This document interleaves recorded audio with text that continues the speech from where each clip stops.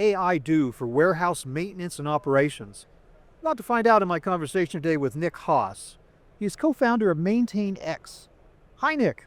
Hey, Bob. Thanks for having me. Thanks for being with me. I really appreciate it. Yeah. Why does AI-driven automation, for all its hype, for all its promise, why does it tend to fall apart without a strong maintenance and data foundation, and how can that be supplied to prevent that from happening? Yeah, it's a great question. And, a lot of executive leaders today are trying to figure out what is our AI strategy and how do we make sure that it's going to work and when we make these investments. And it's really important for folks to understand you need a strong data foundation for your AI, for AI to work. And if you think about why does ChatGPT work, when you ask it a funny or goofy question, it's got a really large training data set that's based off of everything on the internet, right? But everything, the way your operations are run, that information is not freely available on the internet. So how structured and how accurate is the data that you have on your processes and on your systems today is an honest question that folks have to have with themselves. And the cold hard truth for a lot of folks is they're really starting at day one of that journey. Even if they think they have 10, 15 years worth of data, that data may not have enough contextual information for AI to be able to do something interesting with it. Interesting. So Yeah. just getting AI doesn't mean that the data suddenly appears in all of its splendor and accuracy and cleanliness and everything. That's right. You have to set the stage for it. That's Yeah. interesting. So when companies are rolling out AI in warehouse and distribution centers, kind of a related question. Yeah. What are the biggest mistakes you think they make? Yeah. It goes down to, and this is a problem that exists with even the digital transformation, 4.0, this industry 4.0 journey at large, which is you can't just, if you have broken processes, digitizing them doesn't make them magically work. And same thing with AI is if you have broken processes, just applying AI and sprinkling that onto it isn't going to make that work. So you have to really critically think about this from a first principle standpoint is, where are the bottlenecks in our operation today? What are the processes that we're doing that are working well and which ones aren't?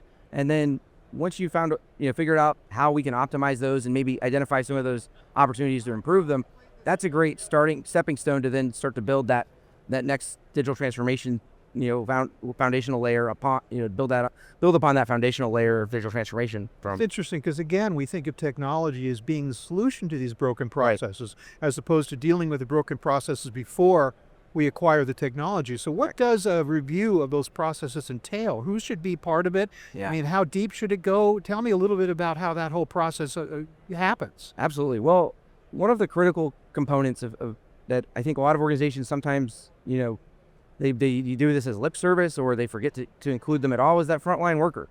Who are the folks that are actually going through those processes every day? There's the obvious folks you want to bring in from those VPs of, operations, and you want to bring in your continuous improvement, folks, if you've got them. You want your reliability engineers, but it's also that frontline folks and shadow the work they're doing.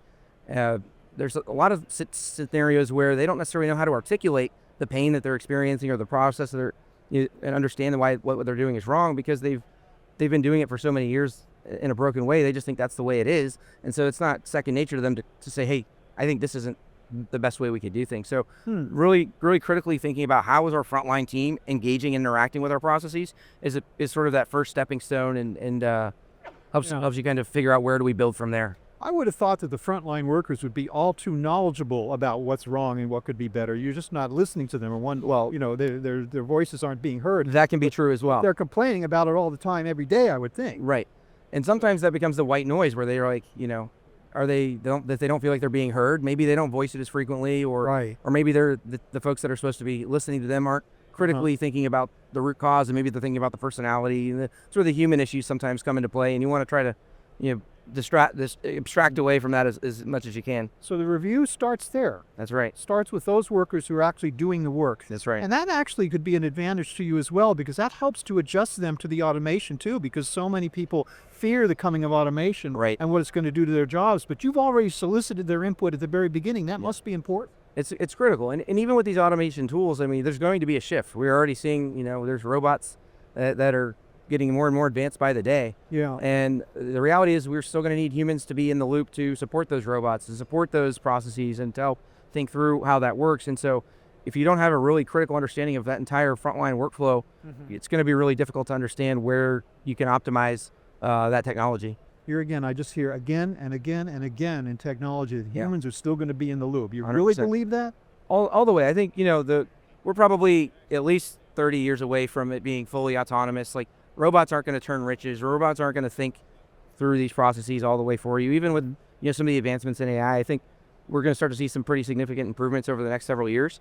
And people are going to have to learn how to think a little bit differently, and we're going to probably retrain some folks and help them reskill to adapt to that ecosystem. But they're not taking jobs that people get a lot of value and enjoyment from.